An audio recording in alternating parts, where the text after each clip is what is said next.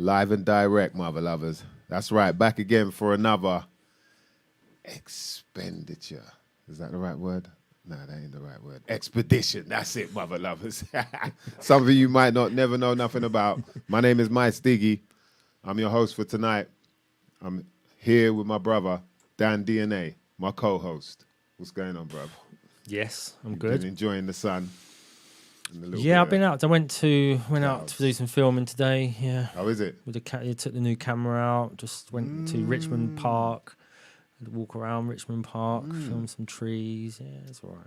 How do you get it? You get on good with it? It's a heavy piece of equipment there. It is. Yeah. Yeah, man. That's nice, though. I've got the whole fully rigged out at the moment. With just, it's all. I've got it set up like a proper film camera. So. Oh, for real? So you look. It's pretty heavy. Did you have people staring at you, like wondering what you're filming? Yeah, that's when you know that. And everyone comes over to you and says, "Could you just take our photograph with just the phone?" Serious? They'll come over to you because they think you must be an expert photographer. That's hilarious. So I always put my finger over the lens and take their picture. And they just look at you, great. That's hilarious. They all want to ask again in case you guys right. Yeah. That's my time's man. precious. Yeah, it has been a nice, very nice couple days. I think yesterday was a bit messed up. It was kind of overcast, you know what I mean? Somewhat. Seems like they might have tinkered with the skies a little bit. Yeah. I don't know whether they do or not, but have you seen that video where there's this guy? Oh, I wish I sent it to you, man, so we could watch it. But it's like this guy who's by his his own little 2-seater or whatever, little airplane. What would you call it? A jet, I guess. But it's not a jet, is it? Aircraft. Light aircraft. Yeah. And then he's basically explaining how they spray stuff in the skies, and he called it cloud seeding and things like that. Talking about how they put the stuff in the wings where they would normally put the fuel or whatever, as well as how he gets paid a certain amount to do it every time for however many gallons or whatever that he I'll try and find it anyway, but it was just like, nah, man, this can't be real. Like as if someone's just gonna, I'm just. He seemed like he was coming out and just saying like, for all the people that don't believe it, I'm saying it there, and this is like what? But yeah, that was kind of weird, man. Yeah, it was kind of weird. You seeing all that going on, you're like, right, okay. Is it the same thing? Is it those the same, like the Chinese people dropping dead at the beginning of 2020? You can't. On your You've got to question everything. In it. Yeah, you have got to question everything. You can't just blindly just think. Yeah, and start running around saying it. The worst thing is that we start running around saying that that's what's happening, even though it's just a video that you got sent on your phone. Do you know what I mean? And it's like, really, you gotta have a lot more discernment than that, to just like start. It's almost like that's the purpose of it, is just to get people scared. Do you know what I mean? And I'm not saying they don't do it. I don't know whether they do or not, and I'm sure most of us don't either. But there's quite a lot of evidence to say that they do. But I just find it weird that a guy's like, I don't know if it was a TikTok video or what, but it's being sent around. If I can find it, I'll send it to you, man. There's a lot of evidence to say that they do it, but there's also a lot of evidence to show that they just spread fear all the time. Yeah. So like you got to find some sort of balance. You're just like, all right, so you don't want me to be scared. Let me work on that first. Yeah. Let me just make sure I'm not scared. Why should I not be scared? You find out, you're like, okay, cool. Yeah. All right then. So listen up. We got to clean up a few things. Let's get, I don't know whether water filter, distiller, whatever. Just there's a few things that you realize, all right, got to stop using that washing up liquid. Got to stop using that toothpaste. Got to stop using that. You know what I mean? Certain things you just fix up and you're aware of it. You don't need to be shook no more. Do you know what I mean? But I think it's a tricky thing when, like you're saying, when they are putting enough fear out there that because you don't really understand things, you are a bit shook. Then it's even too scared to question. Yeah, I think that's the worst part of it all when it comes to the whole fear mongering.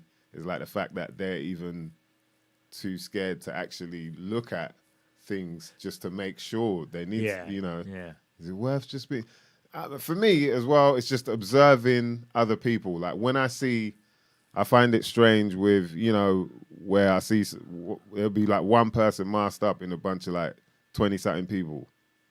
And then I'm thinking to myself, okay, I understand there's probably something going on where you are, like, oh, I'm high risk or I'm with someone that's high risk or something where you probably feel like that. But then I wonder, like, do you really feel safe doing it? You know what I mean? And then do you ever look at everyone around and think like, oh, well, you're all going to drop dead in about, you know what I mean? Like, how do you, because there must be a point where you're like, okay, so, do I need to be doing all this? Like, it's really hot. Yeah. Do you know what I mean? I'm struggling to breathe and whatnot. Do I really need to do all this? Yeah. When everybody else has stopped doing it? Like, you know what I mean? They've That's obviously got their own stuff going on as well. Yeah, they have. And that is also... Right now, if you're going to have a go at someone with a mask on, you're basically tormenting a mentally ill person. Yeah. Yeah, you're right. Yeah, it's got to that point. If it's 3 years in and they're still doing it, there's obviously something not right. Yeah, it's a tricky world, you know what I mean? Because obviously it gets to that point where you realize, like, I shouldn't even be upset with you. I should actually have some empathy and try and understand how you're looking at all of this now, 3 years on. That's it, yeah. Do you know what I mean? But yeah, it is that thing where you're just like, wow, man, fear is the currency. The currency of They want you control. making mistakes. They want you in a state of fear because then you'll make mistakes all the time and you'll trust all the wrong people and, you'll also put all your trust into the person who's creating the fear, So you get all these YouTube channels with millions of followers, or not followers, but millions of views on their videos, a couple of 100,000 followers, and they're really just spreading fear. Yeah. So they never offer any solutions to anything. It's always just fear.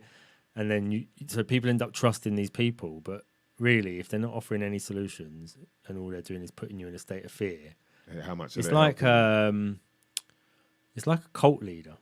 Yeah. It becomes like a cult because then you're like relying on this person to take you out of that state of fear all the time, and they never really do. They're always keeping you in that sort of panic.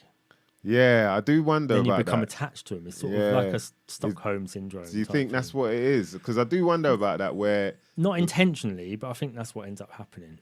Some of these, I bet you, right, 100%. These YouTubers who put out all these fear videos just turn their camera off and just go about their life. Yeah, you don't reckon that they're like, yo, so I've got to let people know about this, man. This is, oh, man. You reckon they're like, yeah, I reckon they're just like, work. Do you think that got people watching my video? Yeah. Whereas everybody else, they're probably so oblivious to how they're making people. I mean, they obviously understand that some people are really, really, but they probably think those are a few fringe people that are getting, overexcited about something or whatever. But they probably don't realise how some people are at home sitting, the same as the mask people. There's people like that about chemtrails, fluoride, heavy metals. These things are stuff to be concerned about, but it's not something that you should be not going out and then putting like a piece of paper in your window with a handwritten thing saying stop chemtrail, like a little A4 piece of paper. And then you start looking like a sort of crazy person. Yeah, yeah. When you're doing all that sort of stuff. And it's because of these, people like Dane Wigington, the chemtrails guy. Oh, is he like a proper He's the American guy, but he never offers any solution to it. He never really goes deeper than a certain level with it. Was he like hey, look at this. He's like the sort of chemtrail gatekeeper guy, and everyone has him on their shows talking sort of thing. But he always skirts over a few issues and doesn't really sort of get into it. But he's like a sort of gatekeeper for Does he know who's doing it? Has he like, because this is the thing that I think you'd think, having researched it for 20 years, you would definitely. Yeah. Like, but that's the part of it where he's got 5 or 6 people that they think might be responsible for it. Yeah, they've never pinned it down to anyone. Is it like, are they really getting independent? What do you call them? What, like whistleblowers or something? Well, not so much whistleblowers, but pilots. Sorry, yeah. Are they getting independent pilots to do this, or are they working for? Is it like a company that does it, or do you know what I mean? Like, how does it really work? Yeah. Other than just the whole like, they're spraying this stuff. Because even the fact that they find, these other metals and that in the soil, it could be for other reasons. Like, we don't know 100% it's because of that. Yeah. Do you know what I mean? And so then you just think like, also, wouldn't they be, whoever is doing it, wouldn't they, so that guy who put that video out there, he's saying that he sprays all over different parts of wherever. But then I'm surely he's got like family somewhere. Do you know what I mean? There are people that he loves or whatever. So it's like, how does that really work? Like, I don't know. It's weird, man. But yeah, definitely a lot of sort of fear porn with that boy.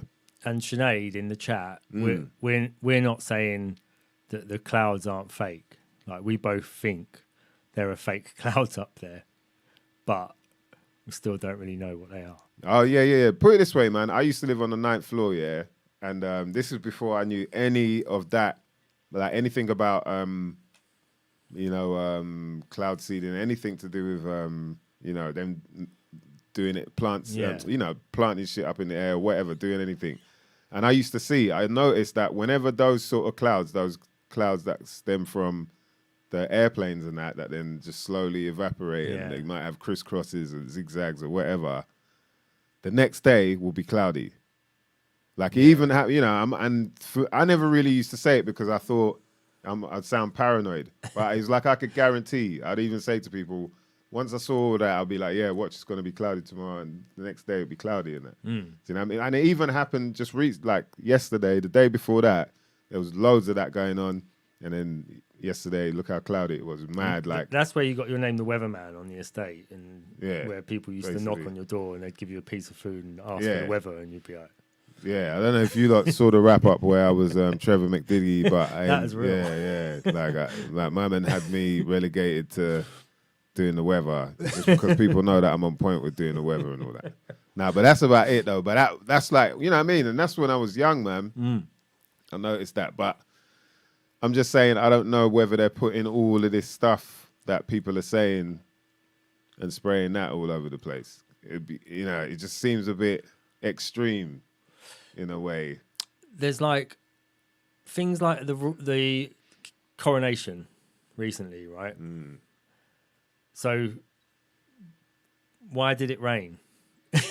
Yeah, surely they'd be like, we better make sure we seed all these clouds for the day before, so it's nice and sunny when but it was like cloudy and shitty. It rained a bit. But then you ask people and they're like, oh no, they've done that on purpose. To stop people enjoying themselves. Okay, well, I saw loads of stuff they stop people enjoying themselves, or they do it because they want, And then obviously the Olympics in China, they had all this weather modification stuff going on. Yeah, that's what I read originally. That where I was like, oh wow, they're actually admitting. They were like the first to admit that they did it, and they did it for the Olympics.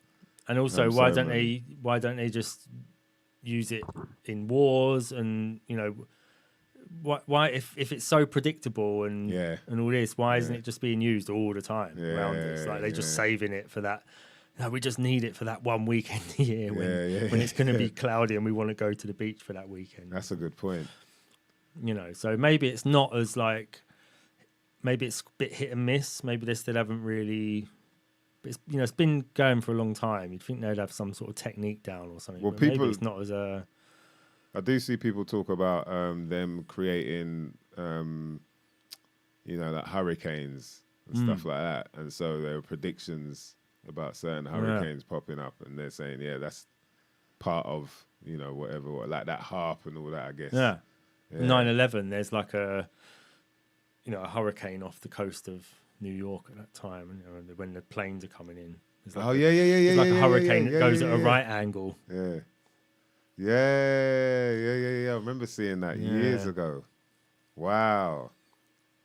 Man. So whether they use that to sort of direct the energy from that for something else, or I don't know. Yeah, because that's the thing as well. Is it really them creating it, or is it them actually just manipulating it and to then become something else? So in terms of like, say the hurricane, like you're saying, was that already there? And then they're like, all right, let's blast something at it to move it a certain way, or did they create it?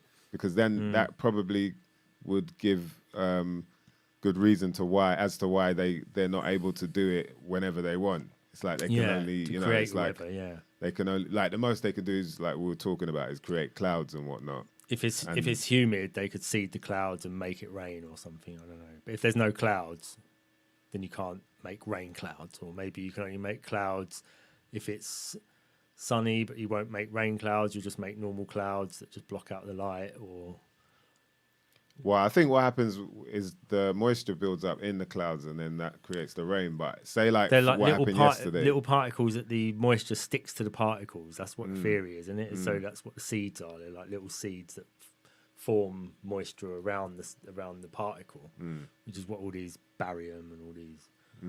Okay, so that's what they do. Yeah. That's, I don't know. That's what apparently what they're saying, that to seed the clouds, they put little particles in the air that attracts the moisture towards it. Anything that's in the air gets attracted to it, and that creates the clouds. Do you remember what year was it? I think it was 07 or 08. But it's even happened like of recent as well, last few years, where the ash, remember the ash cloud stuff? And do you remember like there was like clear skies for about 5-6 days or something like that? Yeah. And they're saying because the ash was like absorbing the moisture. And so that's why you didn't see many clouds and whatnot. And so that, I guess, like, you could see where they'd get a bit of an understanding of how, maybe this will work. But I think there's definitely something to them, like, actually trying to make it cloudier.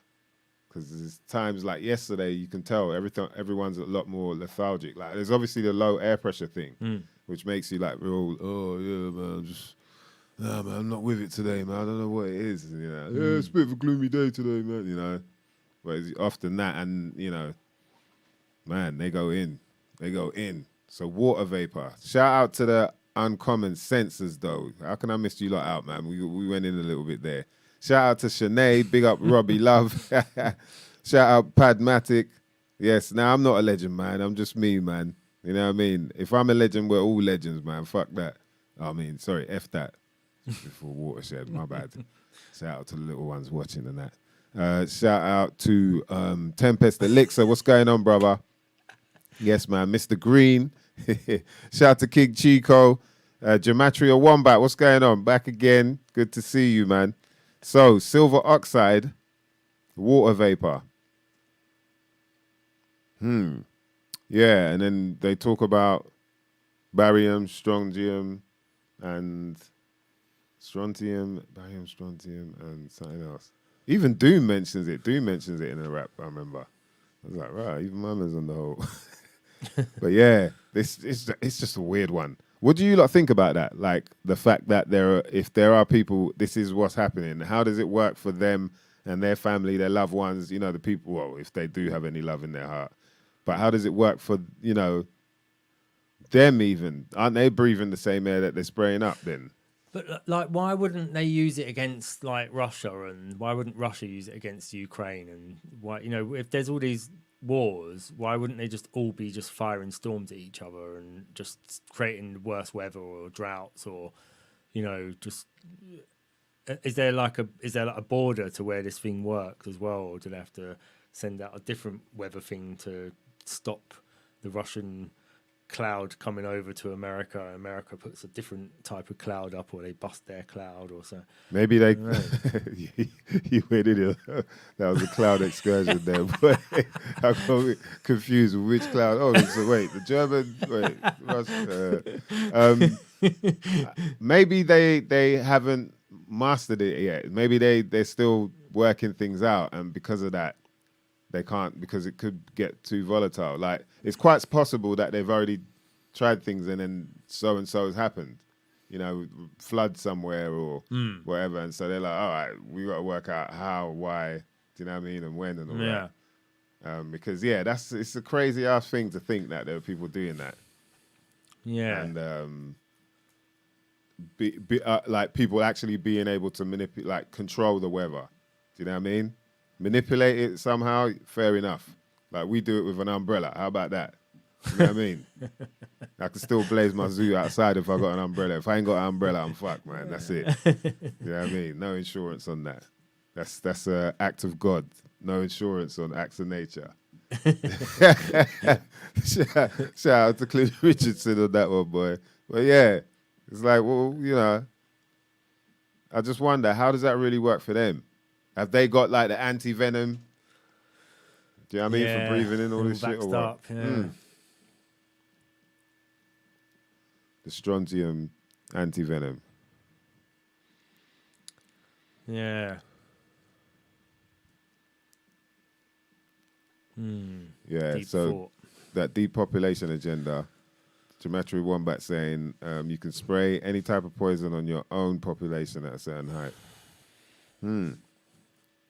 Yeah, I guess it's the same as the water thing. Do you know what I mean? Like the fact that there's a whole bunch of other stuff in the water apart from the water, which is all we want really.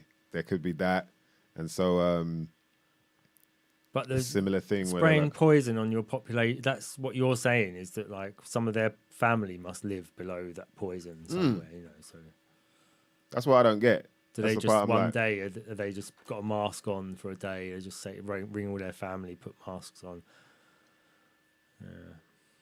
Yeah, it's a tricky one, man. That's a tricky one to really get your head around.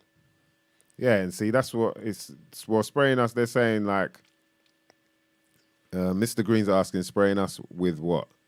And you know, the idea is that it's like these metals, and they're meant to kind of be, I guess, you know, creating some kind of poison within us. Yeah. Or they are some form of poison within us. So I guess what the idea is that it's falling on the soil, so mixing up with the food we eat, and then on our, you know, on us somehow, or I don't know. But yeah, that's what makes me. I do question it. At the same time, I noticed, you know what I mean, my windscreen was way more dustier than it was before that whole cloudy session we've had. Yeah. How about that? I guess maybe the wind is blowing dust on it though. Do you know what I mean? Is this? That's why it's tricky to really get your, like, kind of find the true answer to a lot of these things, man, because... And then you get them things like the clouds from the Sahara coming over, when they're like, oh, there's all this red dust from the Sahara that came. Yeah. So doesn't that attract water? Because if you ask me, sand appears to attract water because all beaches are made of sand. So there must be something about sand and water that that they like being together. Yeah. So if there's sand blowing across from the Sahara, doesn't that just create loads of water clouds? I don't know. I'm just putting two and two together. I don't know. I think, because the moisture comes from vapor, the sand is being blown by wind. It's not necessarily going into clouds, is it? It must be going pretty high up, though. Maybe it is getting trapped a little bit. I find it hard to... I remember it raining like a red... When it hit the cars, it was like red, dusty. Was it windy, though? No, but I think they were saying that had blown over from the Sahara. It's like a red, dusty rain. When it rained on my car, it's like red spots everywhere. Like. Maybe the clouds are thick enough that they can carry some of the dust or something like that. Because it's kind of weird, because from my understanding, water evaporates and then gets trapped in clouds and then drops somewhere else. Do you know what I mean? And that's what we call rain. And so the dust thing,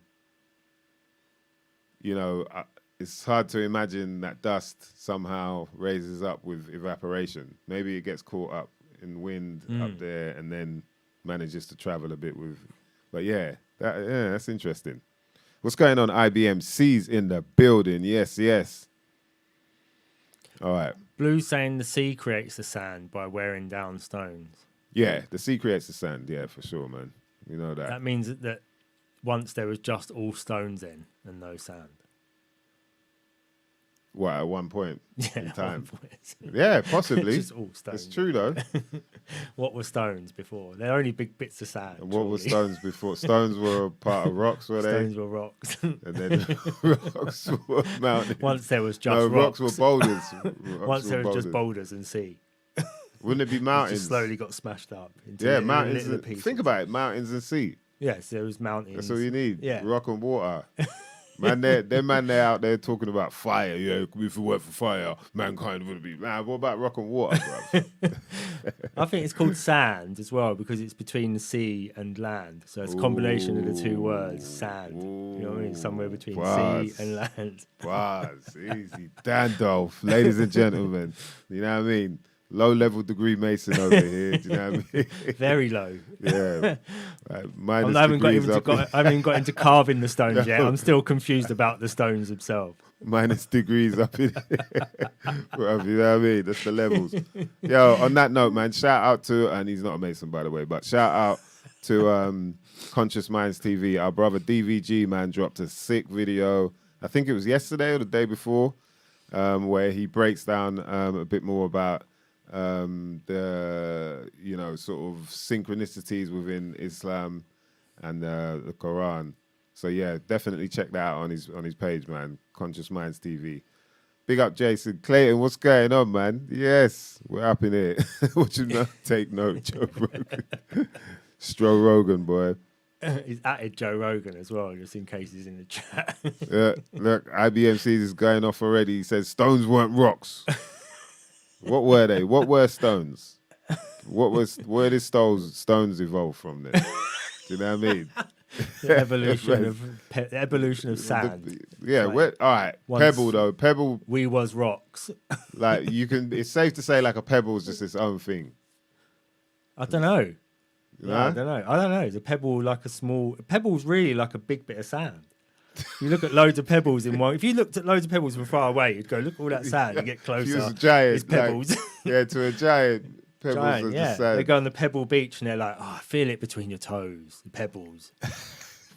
But what I'm saying is, yeah, that like you could kind of see the evolution, you know what I mean, of a mountain to a stone. But with pebbles, they're kind of, because a stone looks like it could have been broken off something. Yeah. Whereas a pebble just looks like, it's like, yo, I'm here. Been bruv. tumbled, yeah. Where you from? Like, you know what I Yeah. mean? Yeah, They just yeah. look like, yeah, it's nice, perfect sort of Yeah, yeah. It's coating. It's like a global thing, pebble. It's just sort of been, it could be from anywhere. If you examine the DNA in a pebble, if you extracted the DNA from it, you'd go, fucking hell, it's come from India. Yeah. You know what I mean? Except you extracted the DNA from a pebble, you'd go, it's come from North America. Right. Ask Blue. Do pebbles have DNA? I think there are stones that are from certain, like, you know, like in New Zealand, it's the, what's it called? The green one. It's called Punamu or something like that. Oh, man, they're going to cuss me out for getting it wrong, man. But they've got a certain stone that's only from there. Yeah, like green. So there is that as well. Shout out to Mr. Green, man. We're not saying that they control where sand falls, by the way. I don't know where you got that one from. I think you got carried away with that one there. Well, we were just wondering how that works. Like, how does it work when sand does fall from the skies? Do you know what I mean? If you want to get deep, let's find out, how do frogs end up falling from the skies? Yeah. You know what I Let's mean? not even go. Let's not even get started on why pebbles and little tiny spratfish fall out of the sky sometimes. Let's just ignore that. Ignore the frogs.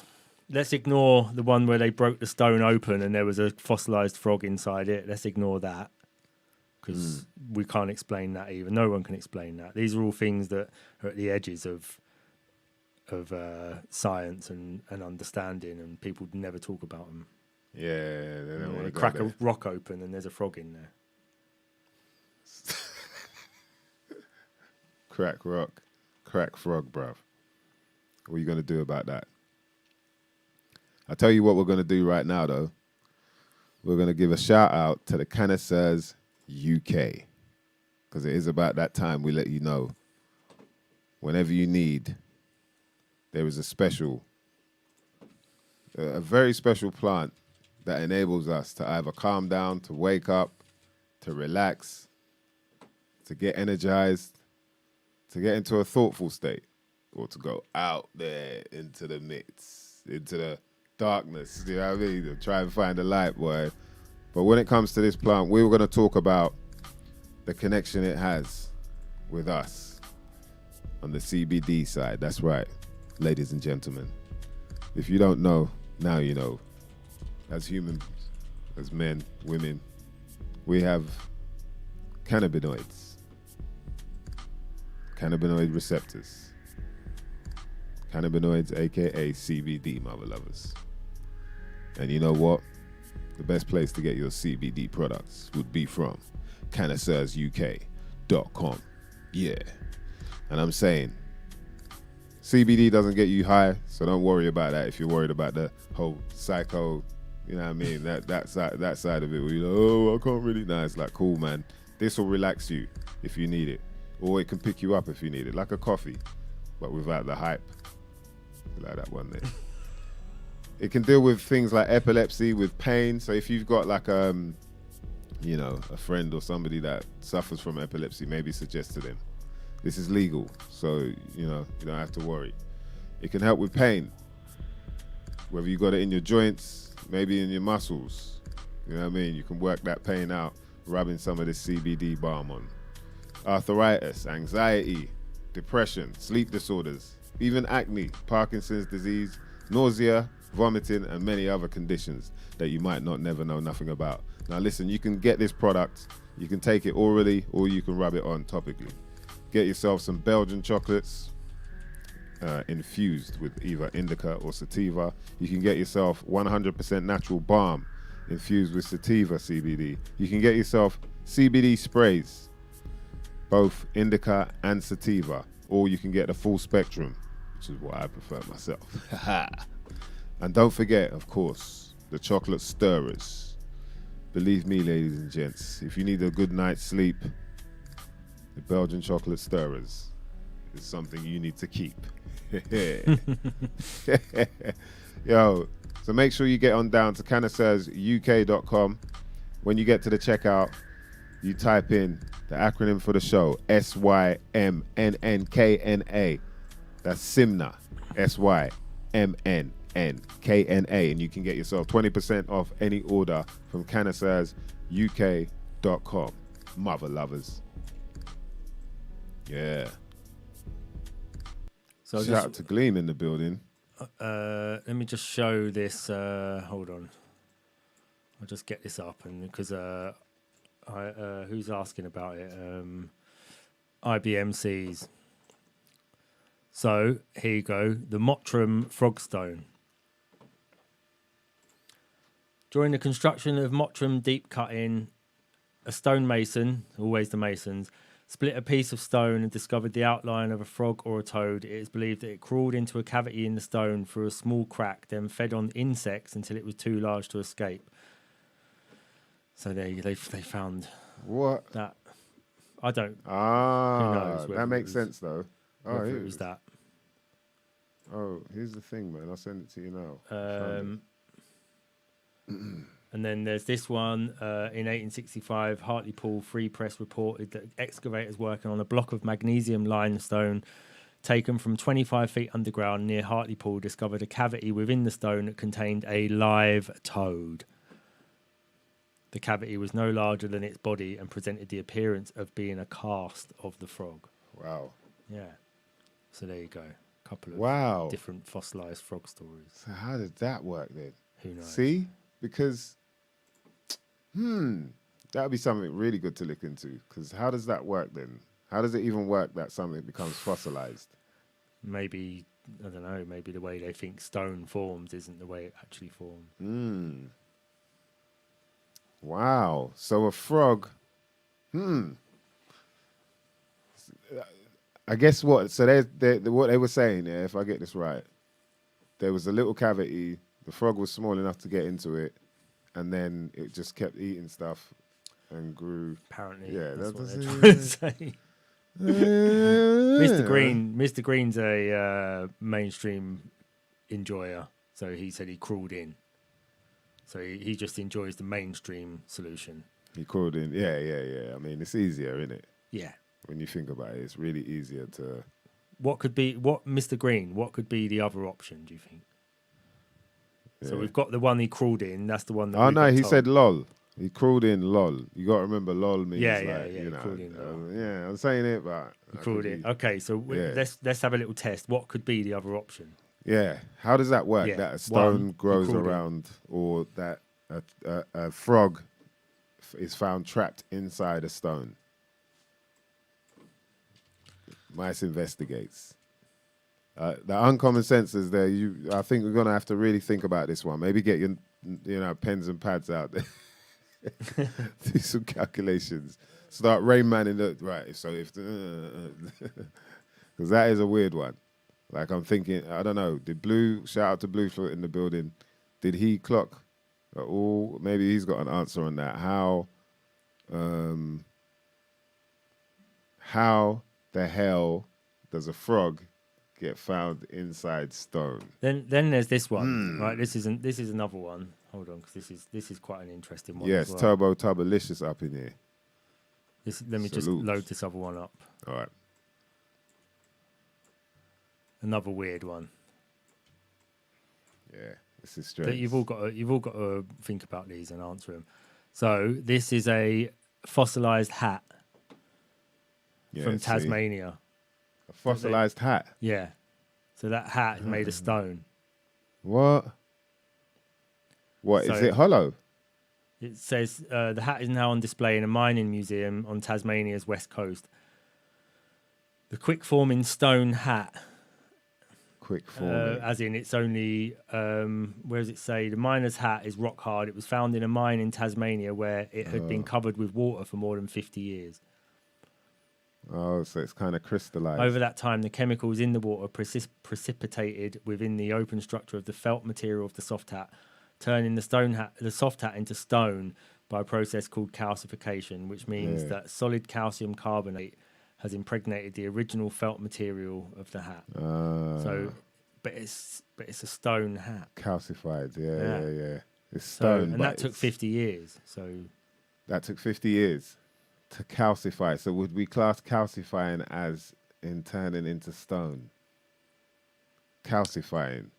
it's like a creationist thing, you know, that Yeah, they're like only it doesn't take as long as people think to form fossils and all that sort of thing. Yeah, that's where I remember all this from anyway. Yeah, that's interesting, man. Because really, yeah, could you say that? Because they're saying it's a hat made of stone. You're like, what? But then it's like, well, actually, you're saying that, but what really happened is... Dinosaurs, men were riding dinosaurs 5,000 years ago. Gleam saying, look up fulgurite. I'm just looking at it now. Fulgurite, stalactite. Yeah, stalactite grows, but that's a form of crystallization, no? Isn't Fulgurite. stalactite because of water dripping as well? It's to do with, Yeah, there's a form of water yeah, dripping that it must be ends like up- the salts in the water or Yeah, something. Calcium. yeah. Again, that's a form of, Fulgurites, commonly called fossilized lightning, are natural tubes, clumps, or masses of sintered, vitrified, and or fused soil, sand, rock, organic debris, and other sediment that sometimes form when lightning discharges into ground. That's pretty mad. fulgurite. Wow! So it just fuses it or automatic, just Wow. in one strike. Yeah. Alchemy, boy. That's nature's alchemy right there. Seen. That reminded me of something else. Oh, I know what it was. But when you look at it, it doesn't look like it's something that's, well, I guess it is quite solid and stays together in it. It looked like it could be kind of brittle. And then there's these things. So you've got to explain these things as well.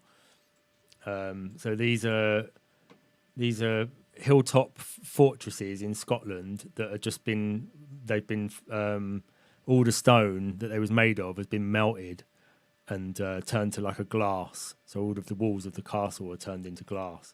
It's like something that breathed fire went up there and, done the old Game of Thrones on them. And I'm Where's trying that to in find Scotland? one. Yeah, in Scotland. So this is one of them here. Wow. Yeah, vitrified forts. Whereabouts in Scotland are they? There's a few of them. There's like a few of them dotted around, but all of that is like rock, stone that the castle was built of has been sort of melted into glass. Wow. So it's taken really extreme temperatures to get it to turn it to glass. Damn. Or, like glass-like. So I wonder if that's like, okay, so how long for that temperature as well, Yeah. Would that be then the last sort of, heat wave that, because they were saying that temperatures have been way hotter before as well. Yeah. There you go. That's one there. Close up one of them. See, it's funny, man. The two people that are taking the mick out of it are coming up with the funniest answers. IBM sees is like Medusa, of course. That's how it turns into stone. Mr. Green's like magic.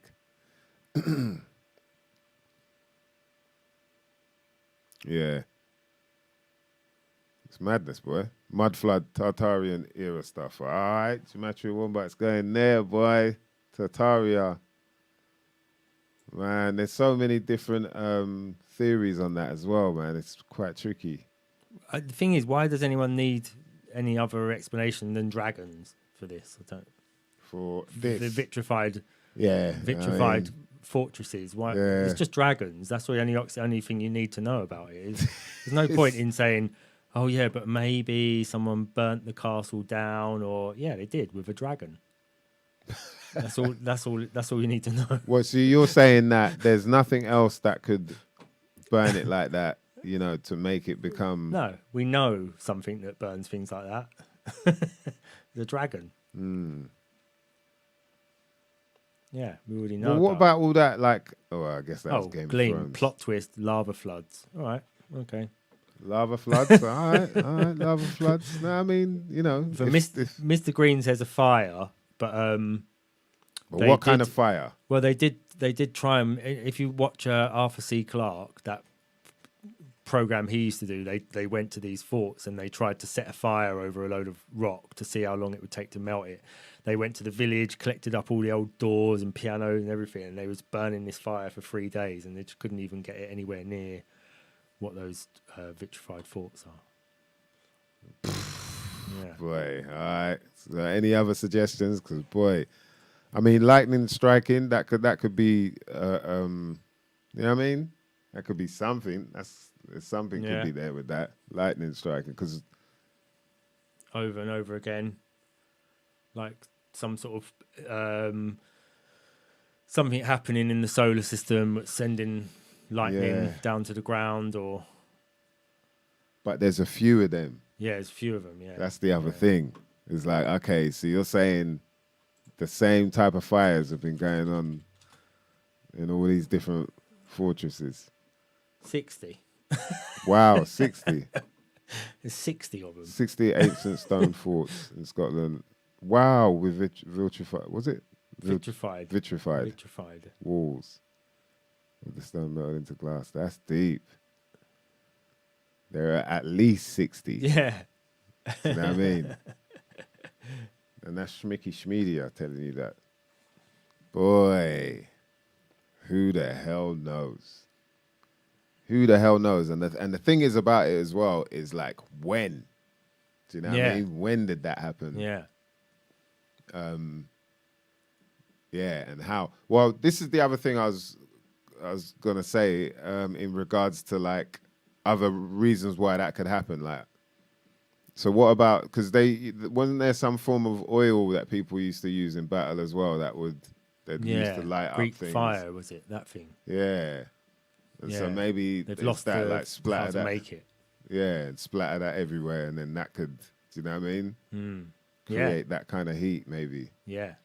Because you got to remember, man, like, some of the stuff that we touch on, shout out to MysDiggi and people like that, Vinny B and all that, where we get into all of that sort of alchemy side of things. You got to remember that was involved in a lot of, like, advancements in mankind. They might have been, all right, try this. Like, we've been working on it, in some esoteric form, this, and you do this sort of ritual means this, so let's try that and try and manifest it in some form of way. And then they do. and then there's some level of advancement where it could be that, like something that was blazing fire in some next way where people are like, yo, you know what I mean? Let's go. And they enjoyed it so much. Imagine that if you're burning some place down, like a castle or whatever, and the next minute this shit turns into glass. You're like, right, let's try that again. You ain't gonna go try that again. Let me try that again, man. See, right, did it work for you? Nah, wait, let's. You gotta do as well as you can. How many we done now? At least 60, bro. Yeah, no. We should probably stop now, man. Yeah, I mean, repeated lightning strikes for real. That's what Jay Clayton is saying. It's true. It's like, right? Is it? I mean, that could be. It could be. You know, over that. But how many? Like, I'm wondering, like, how long a period of time is that going on? From when to when did all these places start getting licked like that? Yeah. Yeah. Nobody knows. Gematria Wombat. Look up Star Forts. Did we do Star Forts at some point? I can't remember. Yeah, I think. Did Vinny do? Yeah, something Vinny like might have touched on Star Forts. Yeah, that's another weird one as well. The Star Forts stuff is like, wow, why do they all look like that? Yeah. Everywhere as well. You know, the one thing about like this sort of syncretizing, you know, where things seem to have quite a connection, you know, it always kind of leads me back to that the idea that all the lands were one, you know, it was part of one land and then sort of slowly broke off. Yeah. And maybe that's why, do you know what I mean, so many connections are there. Because it does seem a bit like, I don't know, yeah, it just seems a bit, I guess, crazy just because I can't fathom it, I can't understand it, but it seems a bit crazy that all these things from so far away have these like little connections here and there, and then, yeah, there's like, they all seem to have some ancient wisdom that kind of holds all of this, you know, they understand all of it type thing. Yeah. Yeah, it's tricky, man. We'll never know. That's it. We'll never know, man. But it is fun trying to, you know, find out, like questioning it. It is fun because there seem to be so many options, obviously. You know what I mean? I know not everyone's into, like, investigating that. Yeah. None of my, you know, I don't really know a lot of people that are, but, you know, for people that do, it's quite fun. Because they're like, oh, right. Yeah. Like the other day, my friend was asking about who should they listen to and who shouldn't they, because it was like they weren't sure who they should be getting their information from, because there's some people I'm like, oh yeah, they're just, you know, they're a plant. They're like, yeah, and the answer is you've got to do your own. You've got to use your own common sense. Really, you have to find a pattern in these things. In the people who are telling you stuff, you have to find the patterns in. You have to understand people. You have to try your best to understand people anyway and look for the patterns. And if there's certain things that people say, or they stop at a certain point, or they're not willing to chuck out one part of their thing, they seem attached to that part of it, their theory or whatever. Yeah, you've got to wonder about those people. yeah. And you've always got to, I find like the best way is to also check the comments and all that on videos or whatever you're watching, or if it be like links, you know, like to articles and whatnot. Because then you find like what type of crowd this person usually writes to, and then you kind of get a bit more of an idea of who they are in a weird way as well. Yeah. Because you could tell whether people believe in one thing or not, or, you know, all that sort of stuff. Then you get a bit more like, oh, okay, yeah, I get where this is going. And that's the other thing. There's a lot of time wasting that you can do if you're trying to investigate things, you know, and which is why I don't blame people who are like, oh, it's whatever. Because, but yeah, if you're into it, there is that thing of like you're saying, there's a level of discernment, which kind of takes patience as well. Yeah. You have to be willing to look at the shit you might be, you know, you're like, I'm not really into, oh, this person's voice is annoying, or, yeah, you know what I mean? It's like, yeah, get past all that and just get to the nitty gritty, and then it's easier, man. It's easier, man. So, you've got some stuff. Shout out to Black Einstein in the building. We got some stuffs. So last week, I mentioned about the AI. We were talking about AI, man. I think you lot were having fun with the whole AI thing. But it was bugging me after the show through the week. I was talking about these articles regarding, basically what these people can get up to when it comes to this AI stuff. And I was thinking like, right, where did I see it? Like, I couldn't find it for a while. It took me a few days, and then finally, I was like, oh yeah, there it is. And I started really going through some of the stuff and reading it, and it's just like, yo, this is nuts, man. Like where we're at now, where all them people running the rave, AI does this, and AI, bruv. It's not that at all, man. This is taking you away from who you are. Do you know what I mean? Your abilities when it comes to creating things, when it comes to like, even using your memory, let alone there's so many other avenues of artistry that this would take away from people. But that's just one side of it. Do you know what I mean? The entertainment world or whatever. Then you can go into things like business, you go into science, like the medical world, or, environment, or, all these other things. And you've got like us out here as laymen, not knowing any of it, like not understanding any of it, listening to the outlets that are available, that are, at hand, telling us their version of events. They're getting their information from we don't know who. You know what I mean? Relayed it to them. That entity's getting their information from we don't know what. But, bruv, when I'm telling you there's like, companies out there that are like, they're not using real people. They're using AI to create like studies, peer-reviewed studies. But not only that, the peers, the so-called peers that are reviewing these studies are also AI. And so they, you know what I mean? This is the whole mess of like, what? And the only reason, people are finding out is because there are real people actually going through some of the papers and reading. You know what I mean?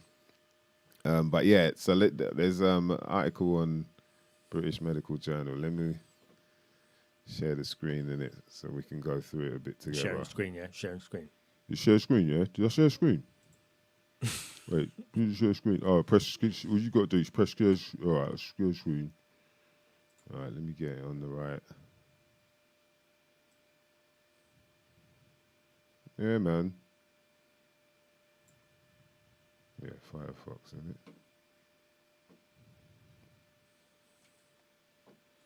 Right there, yeah.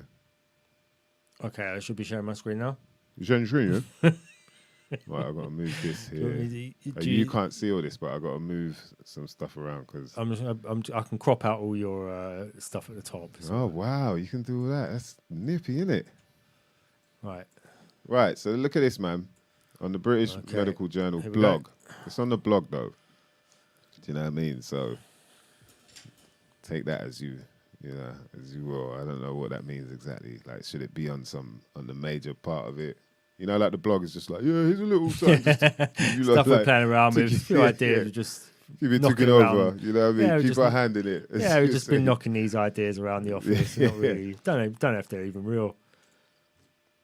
So it says here, time to assume that health research is fraudulent until proven otherwise. This is July 5th, 2023. Health research is based on trust. That's 100%, right? We go there and you trust that the doc is telling you the right things, telling you the things that are going to heal you. That's it. You don't know, you just trust that. You think you know. So health professionals and journal editors reading the results of a clinical trial assume that the trial happened and that the results were honestly reported right? But about 20% of the time, said Ben Moll, professor of obstetrics and gynecology at Monash Health. Well, they would be wrong. As I've been concerned about research fraud for 40 years, I wasn't that surprised as many would be by this figure. This is scary, man.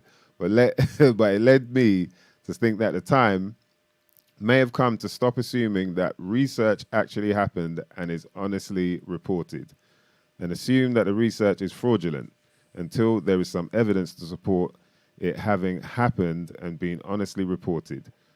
So the Cochrane collaboration, which pervades trusted information, quote unquote, has now taken a step in that direction. And I remember somebody early with all of this, pandemic stuff, saying, "Oh, do you check Cochrane? Do you have?" Told me to look at Cochrane, and I was like, "Oh no." But I went to check it, and this was like on the whole thing about whether the virus is like really there or not, and sent me to it, and it was like his idea was that it was all independent, so it's more trustworthy. Do you know what I mean? Yeah. And then now you're hearing this. Yeah. So as he described, so I'm carrying on. As he described in a webinar last week, Ian Roberts, professor of epidemiology at the London School of Hygiene and Tropical Medicine, began to have doubts about the honest reporting of trials after a colleague asked if he knew that his systemic review showing the mannitol halved death from head injury was based on trials that had never happened. Wow. He didn't, but he set about investigating the trials and confirmed that they hadn't ever happened. They all had a lead author who purported to come from an institution that didn't exist and who killed himself a few years later. Right, the trials were all published in prestigious neurosurgery journals and had multiple co-authors. None of the co-authors had contributed patients to the trials, and some didn't know that they were co-authors until after the trials were published. When Roberts contacted one of the journals, the editor responded that, quote unquote, "I wouldn't trust the data." Why? Roberts wondered. Did he publish the trial? None of the trials have been retracted. Imagine. That's the dangerous bit. Imagine. So do you remember a couple of years ago, I think it's before like the COVID stuff, they were saying, "Oh, there's loads of doctors who committing suicide in quotations." They were saying, "Oh, there's all these doctors that are researching this and that, and then suddenly they turn up dead." And so I wonder if they even existed.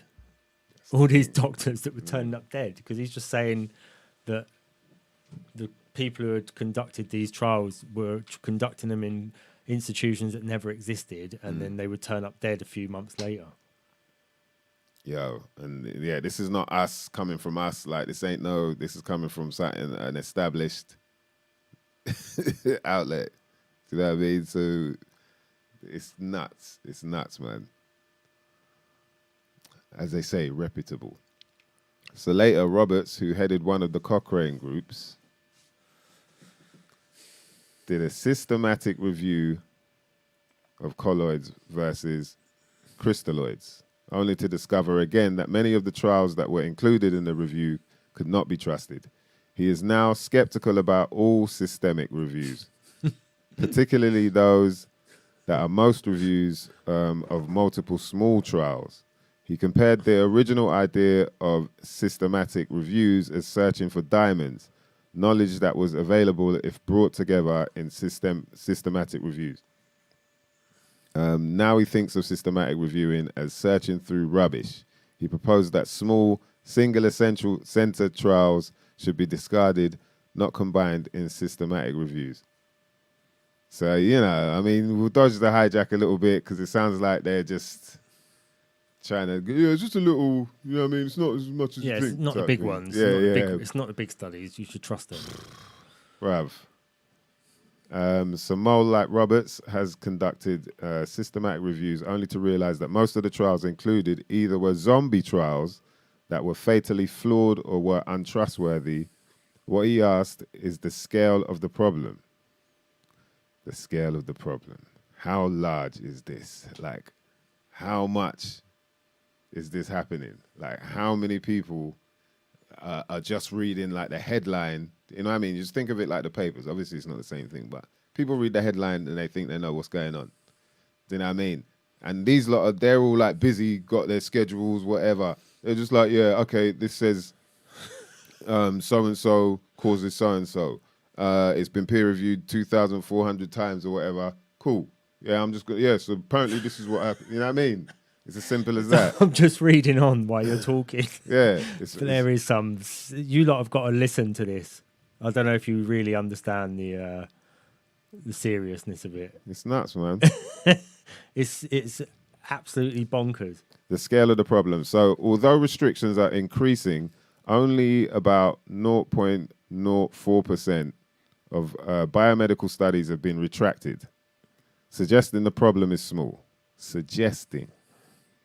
Whenever they say words like that, you always got to remember that. That's the little suggesting. Yeah. That's just a suggestion. It might not be. But, But in the next line. yeah.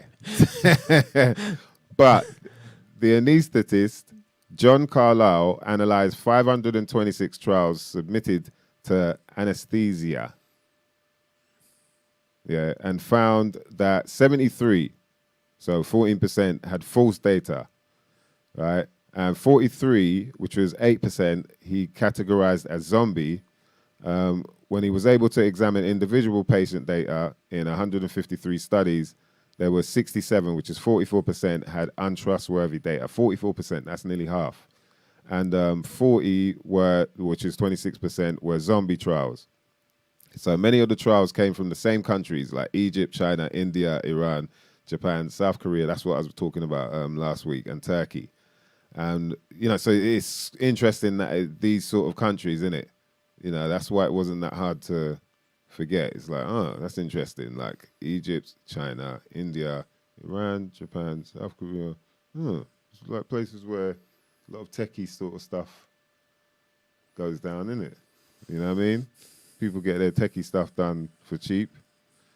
And when John Leonidas, Ioannidis, I presume. Ioannidis. Ioannidis, a professor at Stanford University, examined individual patient data from trials submitted from those countries to anesthesia. During a year, he found that many were false. 100% in Egypt, 75% in Iran, 54% in India, 46% in China, 40% in Turkey, 25% in in South Korea, and 18% in Japan. See, most of the trials were zombies. Ioannidis concluded that there are hundreds of thousands of zombie trials published from those countries alone. And others have found similar results. And Mole's best guess is that about 20% of trials are false. Very few of these papers are retracted. You know what I mean? That's his best guess. Just remember that. His best guess is 20%. It's doubtful that he's going to go out there and say, like, 80% of them are probably, you know, or whatever, like. But, man, just think about that. Do you know what I mean? The amount of stuff that's out there that's got people biting their fingernails off, worried, this, that, and the third, got people out there thinking they're just doing their work. I've got to read this for the new, and today's news is, you know, everyone's spreading that. We don't even know what's what anymore. Do you know what I mean? Like, come on, this is, I don't even need to get into all that. So we have long known that peer review is ineffective at detecting fraud, especially if the reviewers start, as most have until now, by assuming that the research is honestly reported. So I remember being being part of a panel in the 90s investigating one of Britain's most outrageous cases of fraud. When the statistical reviewer of the study told us that he had found multiple problems with the study and only hoped that it was better done that it was reported. We asked if he ever considered that the study might be fraudulent, and he told us that he didn't. Or he hadn't, sorry. So we've now reached the point where those doing systematic reviews must start by assuming that a study is fraudulent until they can have some evidence to the contrary. Some supporting evidence comes from the trial having been registered and having ethics committee approval. Andrew Gray, an associate professor of medicine at the University of Auckland, and others have developed a checklist with around 40 items that can be used as a screening tool for fraud. So I think like what they're saying is that they've come up with AI systems that can now detect the AI as well. Yeah, that's the first system you should have developed. The reappraised checklist: research governance, ethics, authorship, plagiarism, research conduct, analysis and methods, image manipulation, statistics, errors, data manipulation, and reporting. Covers issues like ethical oversight and funding research productivity and investigator workload, validity of randomization, plausibility of results, and duplicate data reporting. That's a lot of shit right there, boy. The checklist has been used to detect studies that have been subsequently been retracted, but hasn't been through the full evaluation that you would expect for a clinical screening tool. But I must congratulate the authors on a clever acronym. Some say that dreaming up the acronym for a study is the most difficult part of the whole process. Yo. But yeah, I mean, listen to that, man. Like, I want to try and find a bit where they talk about, I'm not sure if it is this one, but they actually go into the story. There's like a story behind someone whose name was used in one of these sort of studies, but then, what was it? Or something to do with them disappearing, or... Let me try and find it, man. But yeah, you get the idea now. So you can see how this sort of stuff is happening.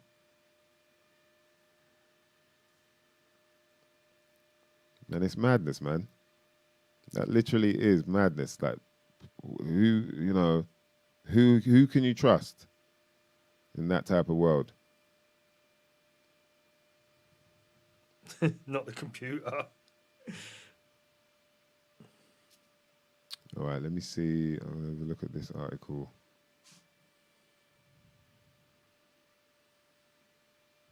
Oh yeah, this one's got some hijacks in there.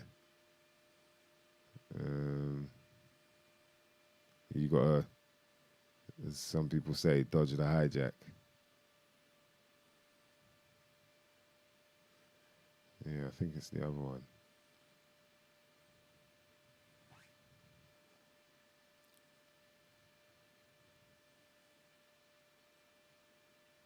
Yeah, man. What a world. All right, so let's just carry on with this one.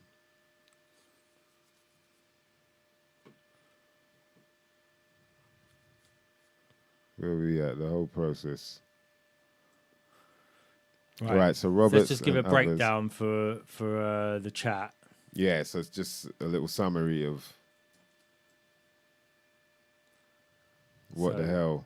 That was Richard. That was by Richard Smith, who was editor of the British Medical Journal until 2014. That's who had written that piece in.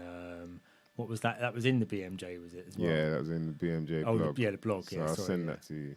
Yeah, I've got it up here. Mm. And what they were basically saying That was from 2021 as well. So although everybody's just got on the ChatGPT thing now, what they're saying is that there's been what they're calling zombie studies, which is whole studies written by AI. Yeah. So no one's even had a hand in. Well, they've had a hand in turning the computer on and telling it what to write, I guess. But they've made up patients, studies, findings, conclusions, all the rest of it. And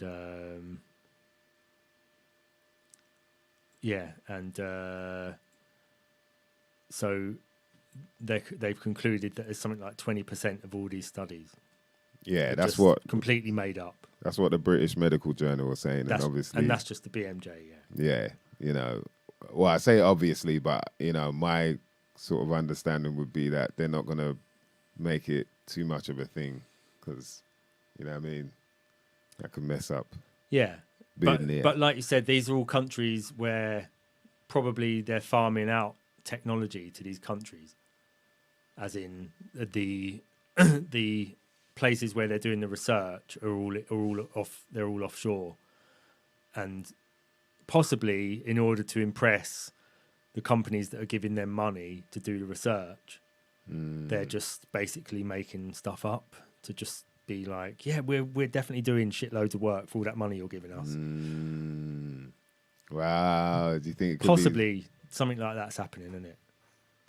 So they're just trying to get results, and the only way they can really do it on the level that they're being asked to do it by, like Pfizer or by, these people who are putting all these demands on them, that they have to then start farming some of this work out to AI. Oh wait, I got IBM sees AI does the science now. Basically, broke it down into 5 words for you. Yeah, AI does the science now. Yeah. For real. That's why there's 56 genders. AI is just like, I can't really make my mind up how many there are. It's like, what really, what would really make sense? Do you think? What do you think would make sense? Maybe just do 56 because, it's an interesting number. It could be 2. It could be 56. So let's go to high end. Man. Gleam saying the reproducibility crisis, mainly in social sciences. Yeah, this was psychology and sociology, wasn't it? Found that only 30% of previous experiments naturally assumed as fact could be confirmed today. The others could not be reproduced. So there's all sorts of reasons for that. Obviously. What's that? That's 30%. Only 30% could be confirmed. So they've redone loads of old studies and they couldn't really get the same findings for them. But obviously in the last 70 years there's been a big shift towards pushing information in a certain direction and denying some of the other stuff. Because of what happened 70 years, because of the big event that happened before this 70 years, there's been a push towards trying to sort of find a reason for that thing happening, and then a sort of you think so? Yeah. Not confirming anything that happened during that time as that's all pseudoscience. So we just got to get rid of all of that understanding of the world, and we have to start again with a new version of truth, to the point where we are now, where we're in this world where they call it post-truth. So they're like, anything can be true. If you think it's true, it's true. I think it's true, it's true. It's different. Post-truth, it doesn't matter what's true. Jeez, man. They just try to change the definition up. You see that? Dodge that hijack, boy. That's what we're talking about. That's the hijack. They know anything is true. There's no such thing as truth, actually. It's your truth. It's my truth. It's their truth. It's her truth. Yeah. They truth. We truth. You truth. Everybody truth. Nah, man. You ain't getting me with that one there, bruv. You ain't getting me with that one there. I mean... Yeah. So let us know how you lot are feeling in the comments about all of this, man, because it is quite you know what I mean, it's one of them headbangers where you're just like, what? But yeah, this is from This is IBMC's. There you go. Elitho It's News. like a cowboy town where there's only the fronts of all the buildings. Yeah, Westworld. Wow. IBMC's with I wish I had the bomb. Damn. Maybe not a Westwood bomb, man. But I'll drop a bomb for that right there, for real. Maybe is. maybe you could have Gordon the Gopher. No, hang on. No, not Roland. not Philip Schofield stuff. Was Philip Schofield with Gordon the Gopher? I can't. Was he? I thought he was. I don't know. Yeah, in my what head, was they're the same. it, bruv? Yeah, man was Gophered up, boy. So, Phil's Gophered up, man. Man, just love a little. Yeah, Philip Schofield. Yeah, we've got Gordon the Gopher. Yeah. Jeez, bruv. Yeah. Someone's done a video. Pray for Gordon. My thoughts are with Gordon the Gopher at this difficult time. Yo, boy, anybody can get it. That's the thing, man. Yo, now all us 80s baby, all the people that grew up in that era where it was like, golden era. BB, yeah, golden era of children's entertainment. Golden era of children's entertainment. You better hope you weren't too entertained. Because some of you lot got to feel it, man. I know there's people like feeling it now. When Philip Schofield, they're like, damn, really, bruv? What? Like all the posters that you had on your walls. Yeah. Jeez, man. Philip Schofield poster. These lot, yo. Gary Glitter poster. Rolf Harris. You know what I mean? Prince Andrew. I know. Prince Andrew poster. You got the Prince Andrew poster, boy. Fess up now. Let's get into this one, man. From Elitho News. 436 randomly generated peer-reviewed, quote-unquote, papers published by Springer Nature.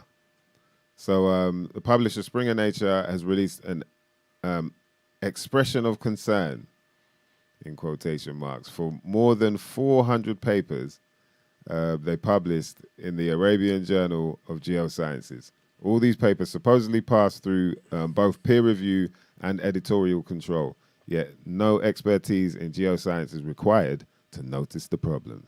Well, aren't we so lucky? So look, this is it. This is the paper here, and they're showing like some of the weird stuff going on. Research on coastal atmospheric change and Latin dance performance based on target detection network. What the hell? So if you could be bothered, obviously, if you read, you can pause the video or whatever, but have a read through. But so, I'll start off at the top. It says, in recent years, with the progress of industrialization, human demand for natural resources has increased China's environmental degradation and the management and treatment of volatile organic pollutants, etc., will not only become the cause of ozone pollutions, but also have a huge impact on human health. In response to this problem, China issued the 12th five-year plan on air pollution prevention and management in major regions in 2012.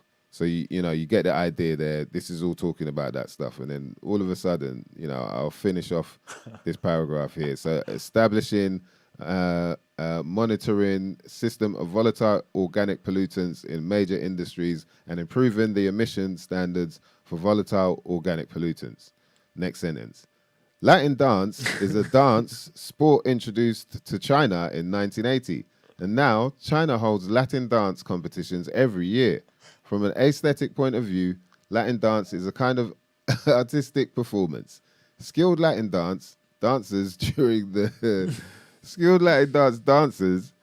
performance can bring wonderful beauty to the, it just flips into that. The article carries on. The paper can't decide if it's about organic pollutants or the beauty of Latin dancing, and switches instantly from one to the other halfway through the abstract. The publisher claims this went through about 2 months of review, during which time the editors proved their value by assigning it helpful keywords. The keywords: target detection, coastal atmosphere, Latin dance, performing arts research. If you're intrigued, the article continues, If you're intrigued by the fusion of environmental science and fun hobbies, you'll be overjoyed to learn that the full article will only cost you about £30. You know what I mean? Ain't no thing but a chicken's limb. And here, and there are many more available if that one doesn't take your fancy. So this is going to be a new thing, innit? People like, they're going to stop buying comics and all that. Or, Reading these signing up studies. with, they're going to be, oh, have you read this one? Look. So... Oh, my God. Yeah, so here's a few. Anyway, as you can see, if you feel like clicking on, you can. You can read distribution of earthquake activity in mountain area based on embedded system and physical fitness detection of basketball. Or detection of rare earth elements in groundwater based on SAR imaging algorithm and fatigue intervention of dance training. It's like, yo. So, because no one's bothered to check it. It's like security guard at, you know what I mean? Yeah, it's just chilling. Like security guard at the petrol station is like, yo, man is just coming to get their petrol paid, done. I'm good. Just plot. You know what I mean? No, they're not looking at all of this to check, to make sure. And what's worse about it is that someone's getting paid. You see that there, like people probably, there's professors, whoever pay. Yeah, I'll just buy a few of these peer-reviewed studies, and I'm not going to read it, but it's just that I've got it there so I can reference and it's like, yo, levels, man. In August, we wrote about the phenomenon of nonsensical, tortured phrases that indicate the usage of thesaurus-driven paper rewriting programs, probably the work of professional science forging operations called paper mills. Thousands of papers have been spotted using this technique. The true extent of the problem is unknown. In July, I reported on the prevalence of photoshopped images and Chinese paper forging efforts in the medical literature. Papers are often found that are entirely unintelligible. For example, linked to this paper or this one, whose abstract ends by saying, clean the information for the preparation set for finding valuable highlights to speak to the information by relying upon the objective of the undertaking, a random stream of words that means nothing. What the fuck is going on here? Yeah. It's mad, isn't it? There's so exactly like what's going on and where does it come from? There's a story about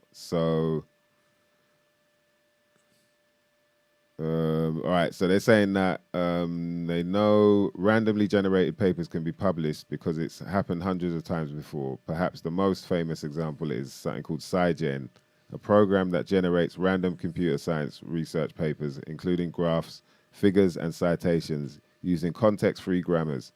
It was created in 2005. Yeah, 2005. Nearly 20 years ago. Nearly a generation ago. Bam. By MIT grad students as a joke. So they say. Created in 2005 by MIT grad students as a joke with the aim to maximize amusement rather than coherence.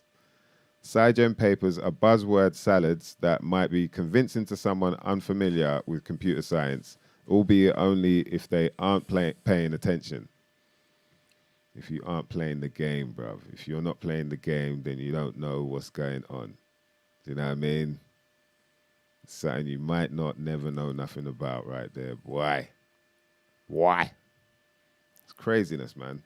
I want to find the article with, I'm going to pause share there and just see if I can find the one. Have you got it? You've got the one, I think it's on that. Daily Skeptic. Yeah, I think it's on there where it goes into the whole. There was a story where this scientist I think had to come out and say like, "Yo, that's not me actually."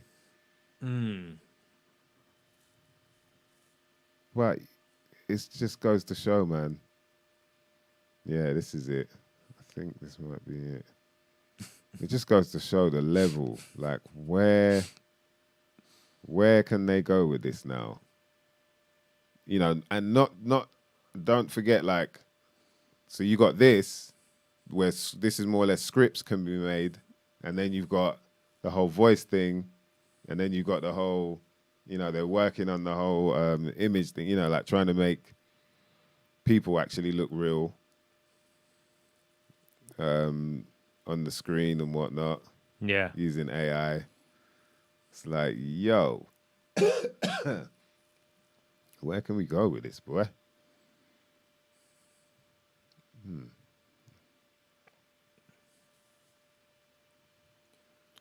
Oh, I don't think it is this one.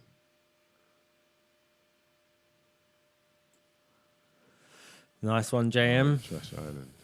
Nice one, JM. What's going on, bruv? Yes, good to see the people in the building, man.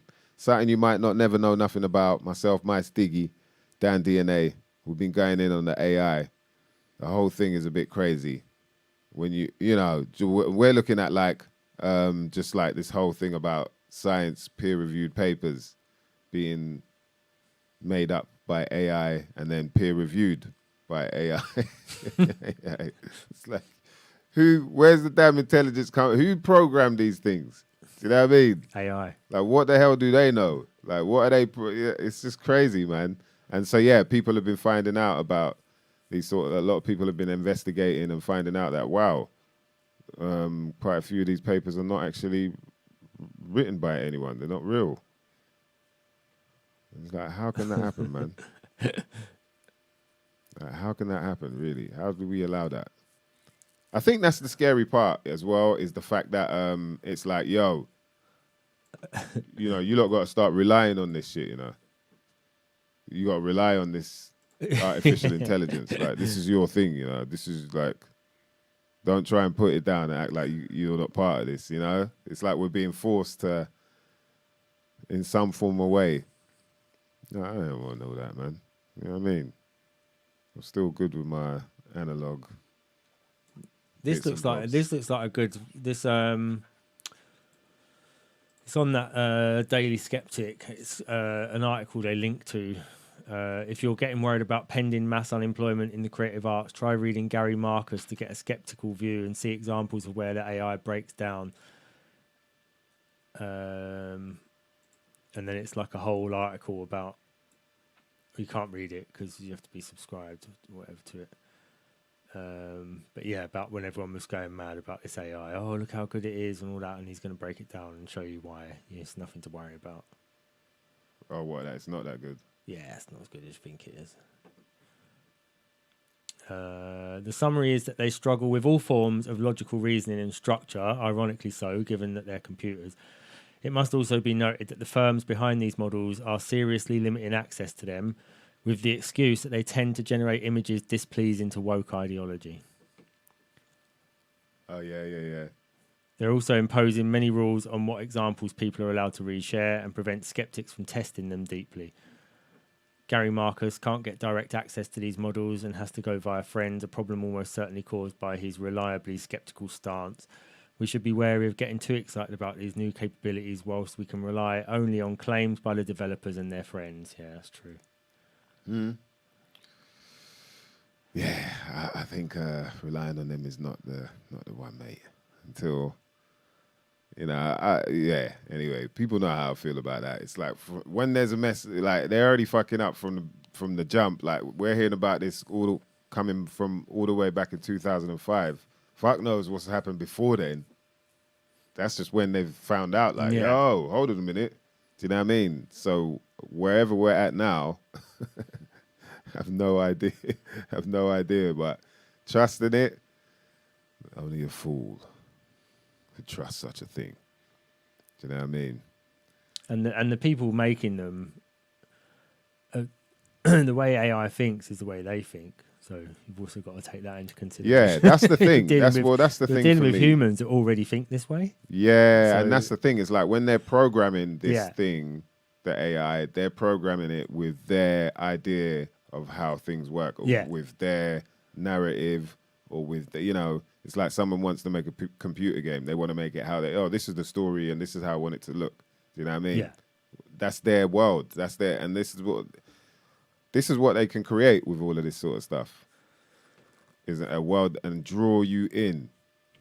draw you all the way in, so you don't even know what reality is anymore. You know, I don't know if any of you lot are mad gamers or whatnot, but there are people out there, man, where they got a whole new life in that gamers world. Yeah. Do you know what I mean? And it seems like the idea of the AI thing, and you know, this sort of augmented reality stuff is to kind of draw more people into that. Like, yeah, this could be you. You know, where they're actually spending money on real estate and, you know, all this crazy stuff. Like, I say real money, but, you know, the fiat currency, they're spending that on real estate in this virtual world. And, yeah. Insanity, my friends. But, yeah, all right. You lot get the idea, man. We'll post some of the articles in the chat and in the description as well, so you can have a little gander. But, yeah, I thought that would be, you know, something people might be very interested in, because it makes you wonder. Do you know what I mean? It just makes you wonder, like, what else are they flipping on us? And it also helps you understand how, like, you know, we saw it there on, like, a pretty well-established website, do you know what I mean, in that field. And, you know, what I'm trying to say is, like, for them to mention that, it's obviously happening, and it's just like, on what type of scale? Do you know what I mean? Yeah. And from where? Where does that hand? Who's the hand pressing those buttons and whatnot? But then you understand how then everybody can believe it.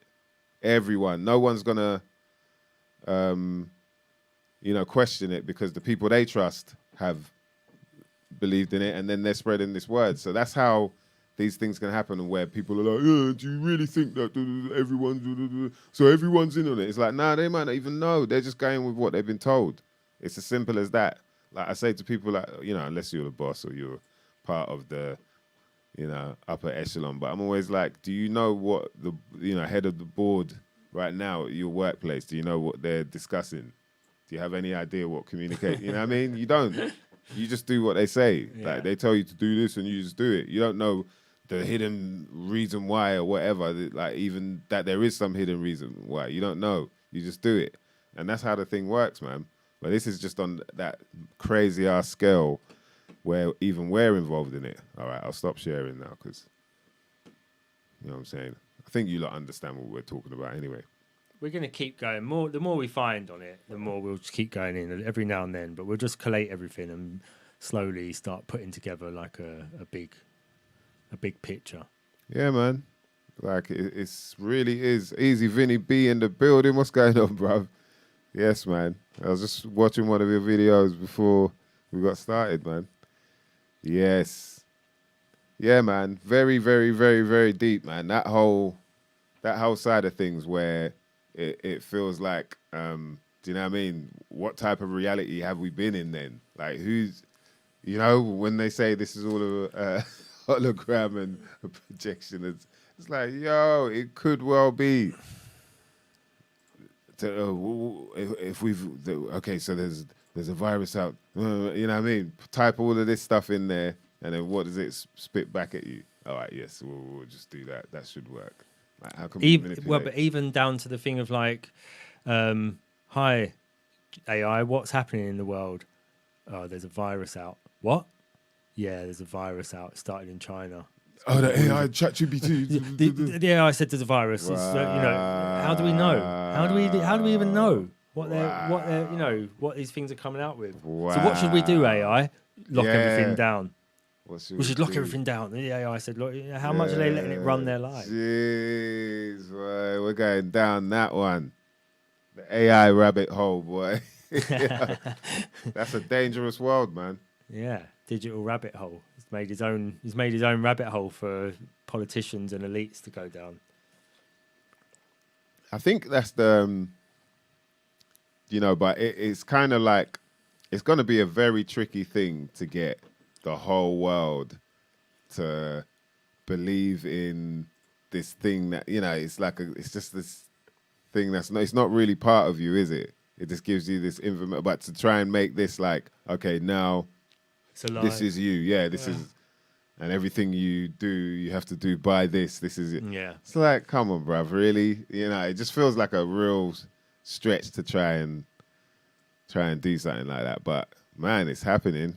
Do you know what I mean? Can't say it's not happening, boy. Like the way some of these mother lovers out here, they ain't looking at nothing else but what their phone shot. Bam, here, look at this. Look at it. You know, like not thinking like maybe my phone, maybe they're trying to make sure that this is what I look at as opposed to the other stuff, which those guys who are happier over there, they seem to be, you know what I mean? Like, yo, fear got them like a mother lover, boy. So Gleam says Lancashire are one step ahead of the rest of the world as they are already onto official intelligence. Ask them any question and they agree. They say, oh, aye. Oh, aye. Put on.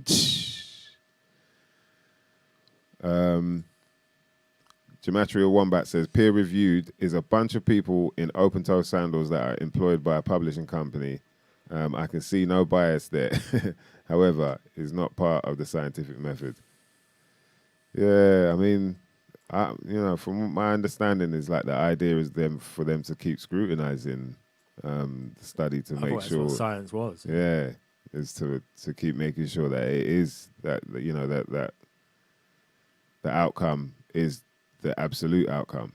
Do you know what I mean? But man, we can see already, man, they've gone in on twisting and turning and, you know what I mean, pulling and stretching, and this is a whole different world, man. Mm-hmm. But yeah, it's I think it's interesting that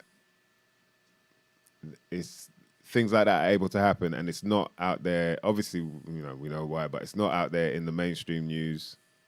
It's more on, blogs and, do you know what I mean? Like websites that people will suggest are more about conspiracy theories and whatnot.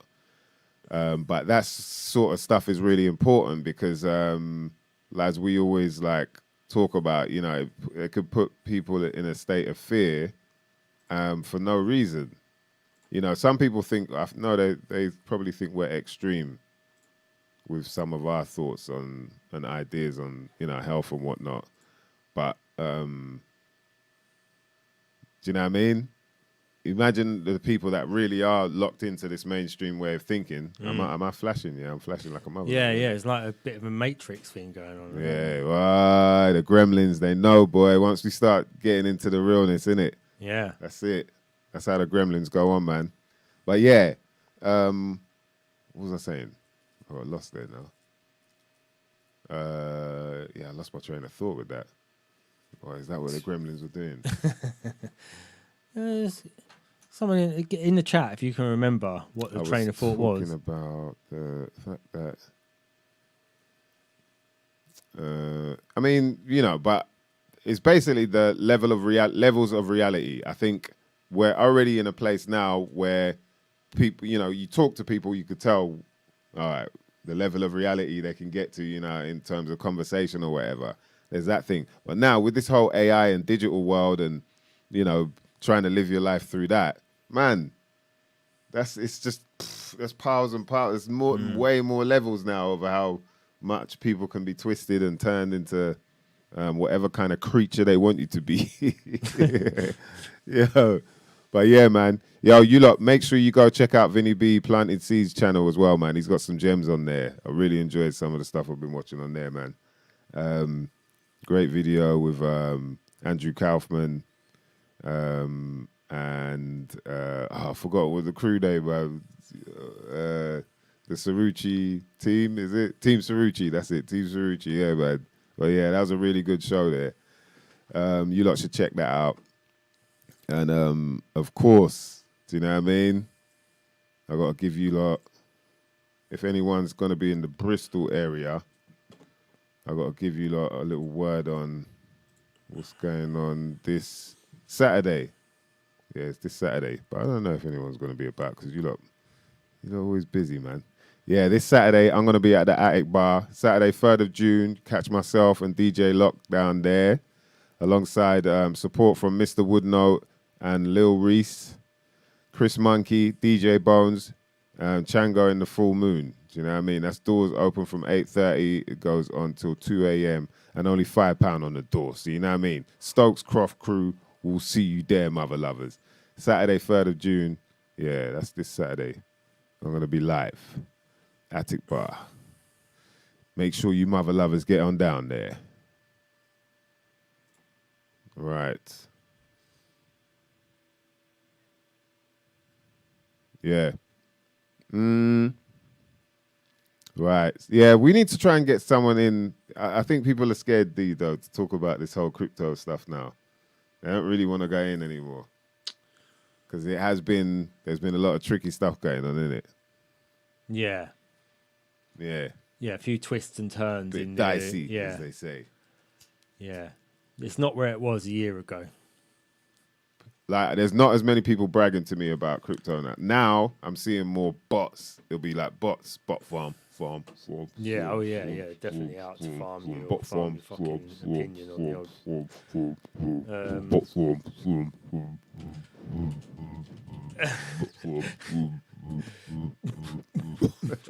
bot farm. Yeah, bot farms. They're going in now. That's all you ever see. It's like bot farms. There is this though. Yes, nice one, JM. I see you there, bruv. Bank of England statement on central bank digital currency. The Bank of England and HM Treasury have today announced a joint creation of central bank digital currency task force. Yeah. Oh God, your screen's just flicking. Yeah, on it. But it's only in OBS. The bot farms, it's not. Bruv. It's only in OBS. It's happening. It's not happening on the actual. Oh no, it is. It is, man. No, it's not happening on the cameras coming in. It's happening on OBS. So it's not happening before there. So it must be something to do with this computer.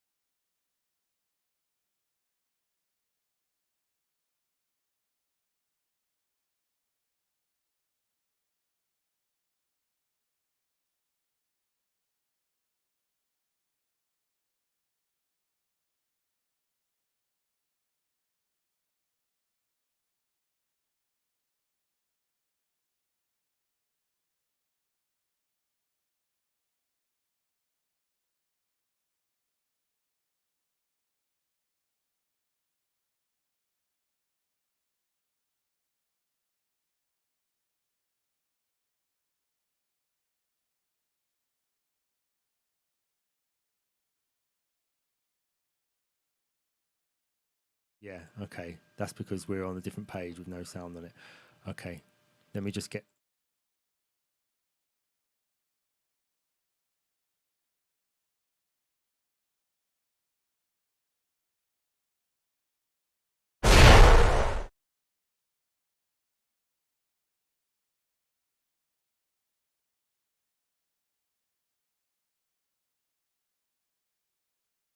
Don't worry about it.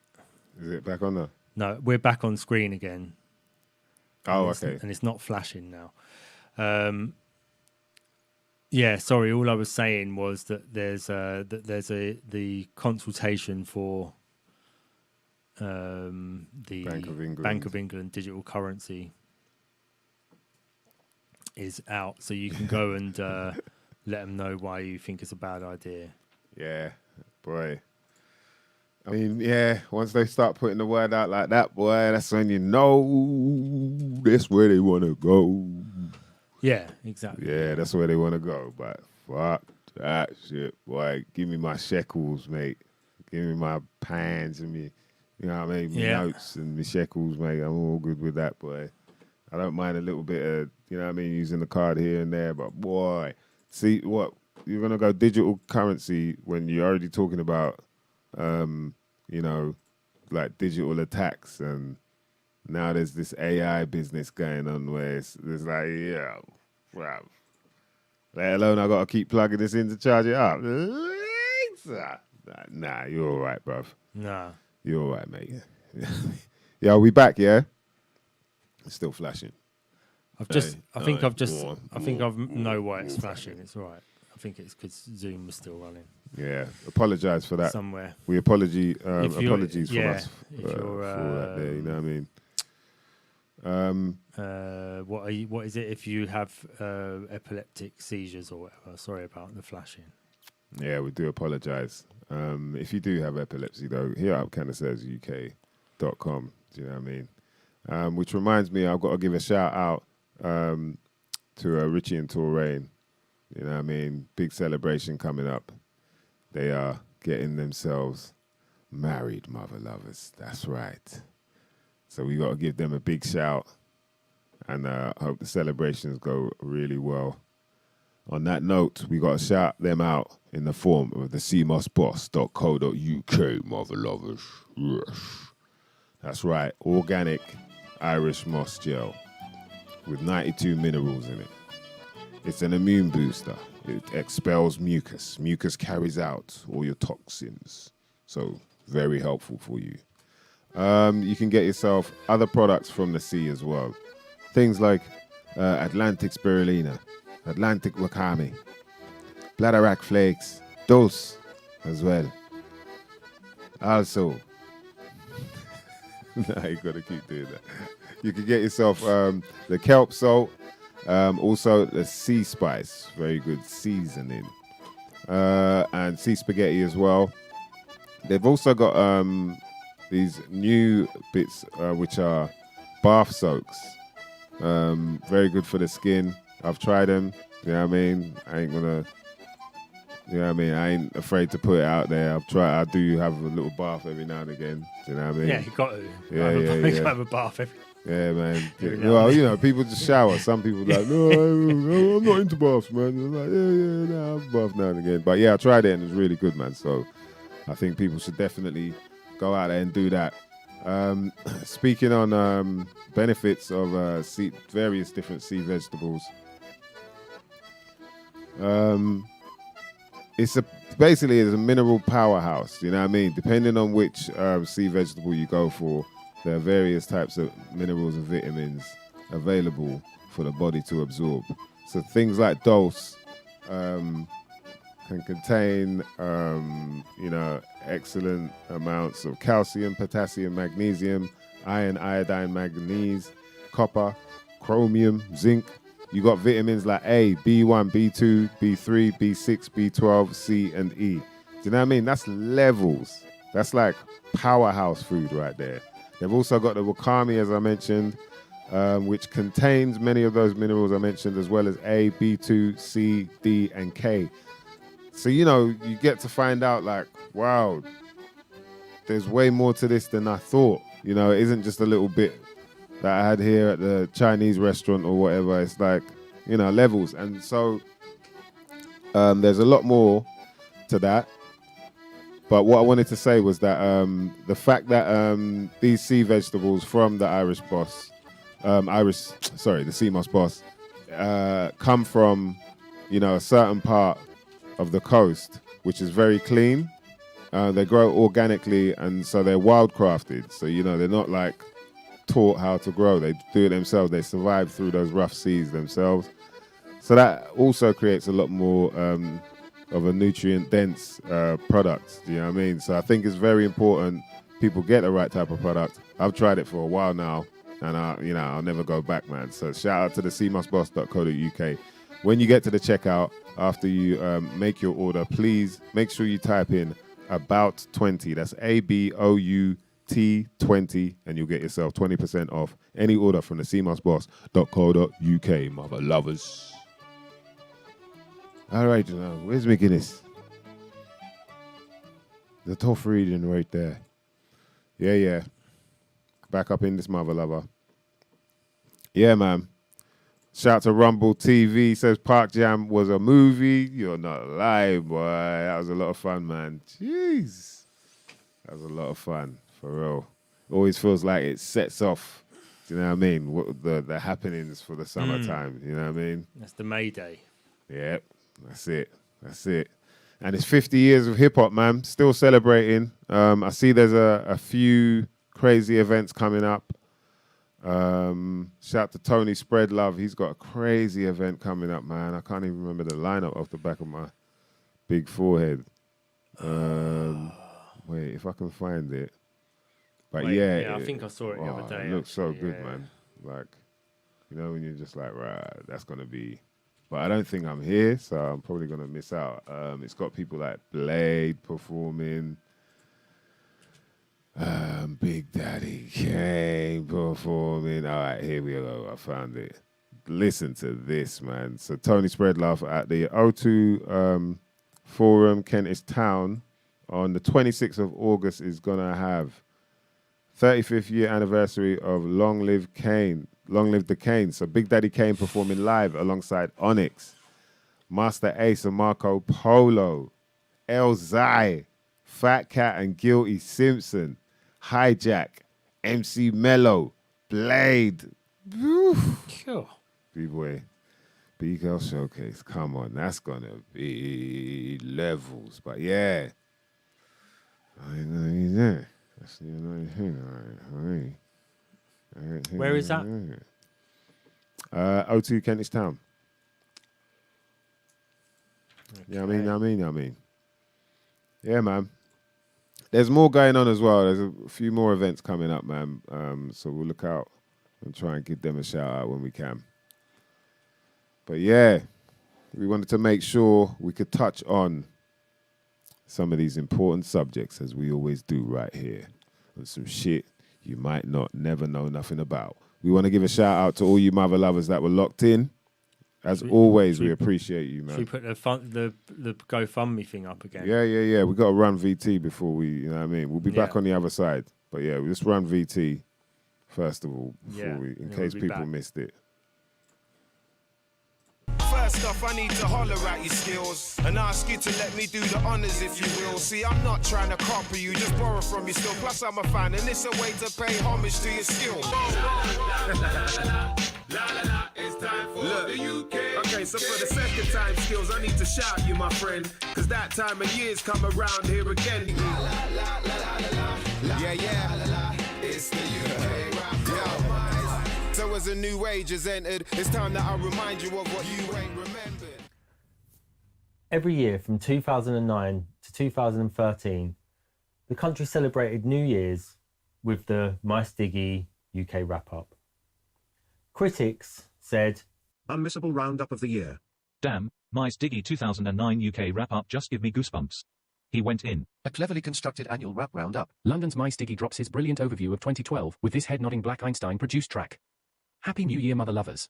Maestro kicks off 2014 with his fifth yearly wrap-up, produced by Black Einstein, summarizing the year's events in style. MysDiggi and Black Einstein are back with another massively popular UK wrap-up. but for every success, there's a tragedy. And in this case, it was the loss of a real Christmas. Almost no one put a thought into what it took to bring people their Christmas feast. 6 minutes of hardcore barring, brought to you by one of the country's most talented collaborations. Whilst they were universally praised, and people continued to ask, "Hey, Mice, you doing a wrap-up this year or what, man?" "Hey, Mice, I love your wrap-ups." "Yeah, what, is man doing another wrap-up, yeah?" and "Put me in the wrap-up, bruv." those wonder years of wrap-ups eventually took their toll on the people responsible for them, and their suffering just went unnoticed. This is Black Einstein. If the wrap-up happens, he won't have a Christmas dinner with the family. He'll be forced to eat his dinner on Boxing Day after receiving a severe microwaving. His beats are unquestionably brilliant and his production skills second to none. But if he's forced to produce another wrap-up, by New Year's Day, he'll look like he's gone 2 rounds with Leon Edwards.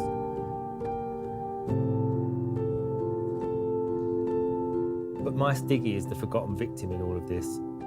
Imagine how long it takes to write 6 minutes of non-stop fire, constantly tweaking and holding off the last few lines until the minute you record, just in case a celebrity dies or a pop singing wag has a nip slip at a Boxing Day derby.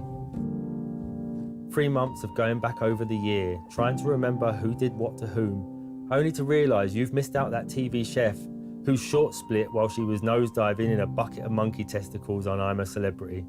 Nothing can get those precious moments back. not even a premiere spin on Shorty Blitz's show. So please, if you can donate to our GoFundMe, you can have the wrap-up you so desperately want without ruining free people's Christmases and New Year's. Follow the link to pledge any amount, and you can guarantee that the UK hip-hop community's finest rapper and producer don't go without this Christmas or New Year's. Welcome to 2024. Mother lovers. Yeah.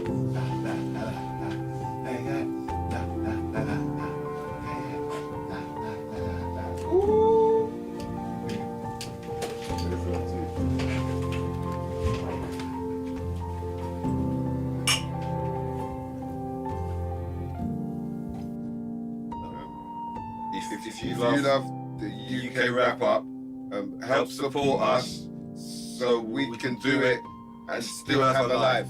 So thank you in advance.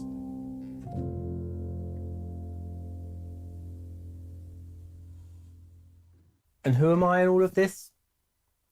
Why am I so concerned? Because I'm the one who's got to film it all. Pledge now. Okay, cut. Right, do you think that's schmaltzy enough? Maybe I could have piled on the pity a bit more. Probably. All right. Well, I'll tell you what. Let's do it again. Can you put that Coldplay track on for me, though, this time? Schmaltzy. Schmaltzy. So, yeah. Get sharing. Yeah, man.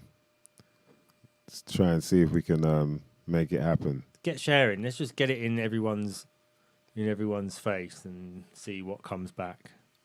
Yeah, for real, man. We'll put the link in the description as well as the chat. We've got 6 months, really, so... Is it 6 months here? Well...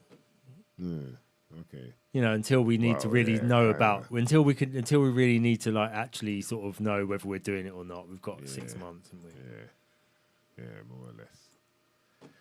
Yeah, we'll see how it goes, man. But yeah, very interesting, man. And well done, Dan, man. Dan DNA putting that video together.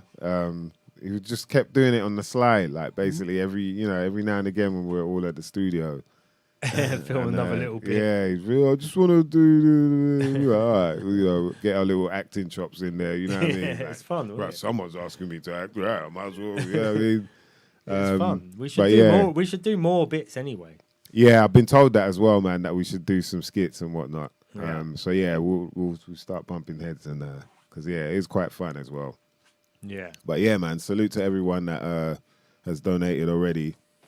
You know what I mean? We'll see if it can happen, man, because that's what it was. Dan was just like, yo, what would you do? What would get you out of your bed and actually do it then? And I threw out a number. He's like, oh, fuck it, I'm gonna see.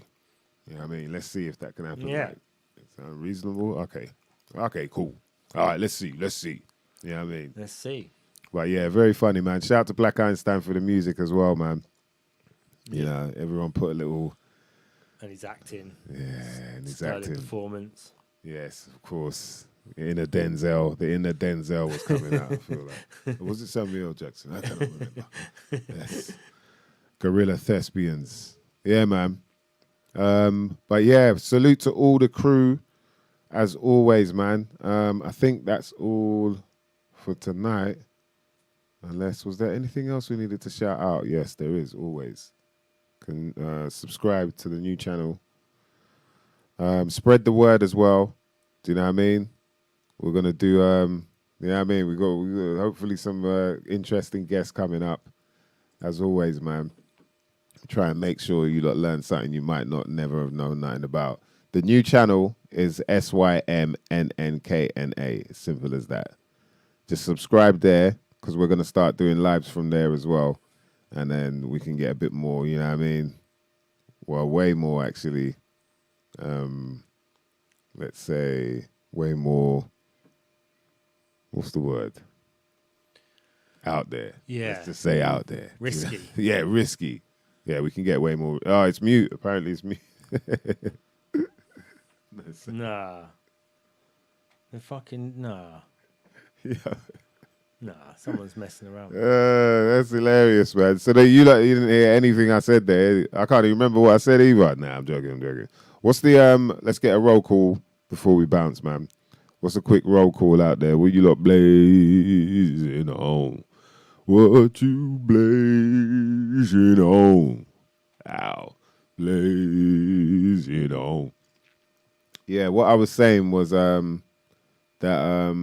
we'll see how it goes. Do you know what I mean? With the whole GoFundMe. Yeah.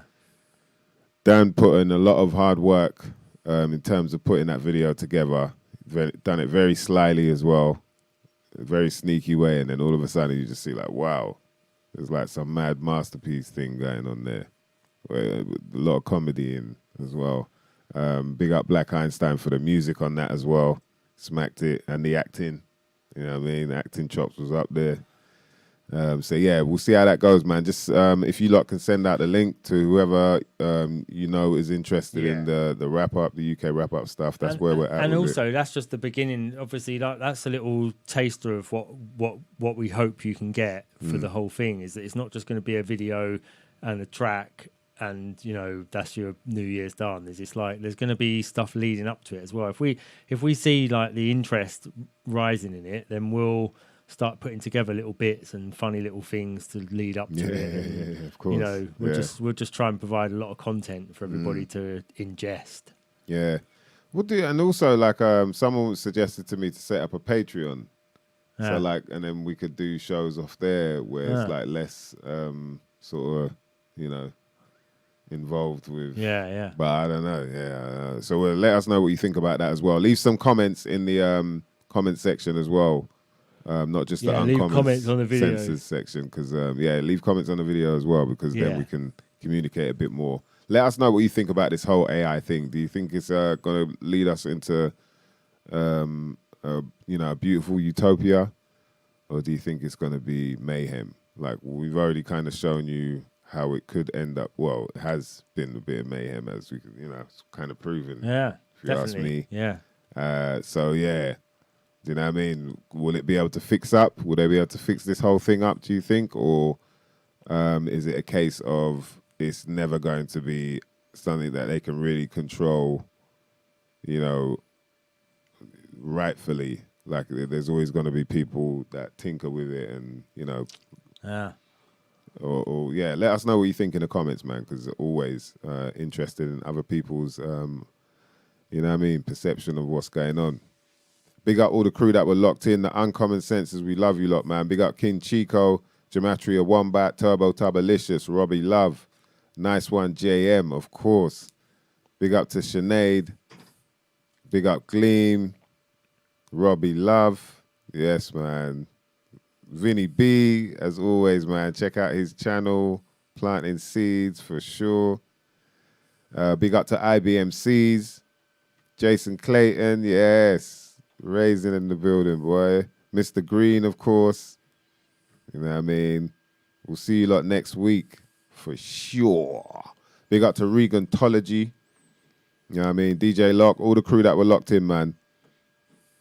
Your appreciation, or our appreciation for you lot locking in is always it's nothing without unmeasured. Big up to Blue Fliggy, my brother DJ Bluefoot, of course. Yeah, man. Love. Link up soon with all the crew them. So, yeah, man, we'll be back next week. Hopefully we'll have an interesting guest for you lot to, you know what I mean, sit down and listen to, because you know how it is. I didn't get much from the roll call from you lot, so I'm going to try next week, do it earlier. I know you're probably, low on the dog. There's probably some man it's Star Dog. That's why you don't want to say nothing, but it's all good. Anyway, man, we'll be back next week, of course. Big up to all the crew. Make sure you have a good weekend and whatnot. Good rest of the week, of course. Salute. Anything else? Yeah, I'll see you on Saturday. If you're by Bristol, come through to the Attic Bar. You'll catch myself, DJ Lock Live. Been a minute since we performed out there, so it'll be a good one. Other than that, love, man, and blessings. Enjoy the rest of your life on this earth, and make sure your shoes are not too tight, because they'll mess up your toes. Hey, my name is MysDiggi. That's Dan DNA. And you know what's going on now. It's some shit you might not never know nothing about. And guess what, mother lovers? We're out.